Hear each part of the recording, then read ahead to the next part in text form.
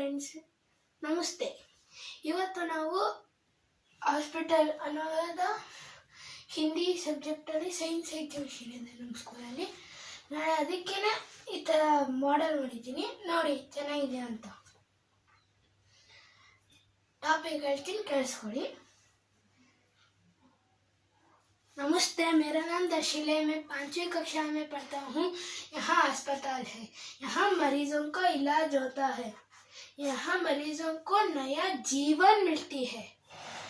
यहाँ डॉक्टर को भगवान माना जाता है. धन्यवाद. ಚೆನ್ನಾಗಿತ್ತಾ ಫ್ರೆಂಡ್ಸ್? ಅದಕ್ಕೆ ಇಷ್ಟ ಆದರೆ ಇಲ್ಲೊಂದು ಆಂಬ್ಯುಲೆನ್ಸ್ ಪಾರ್ಕಿಂಗ್ ಮಾಡಿದ್ದೀವಿ.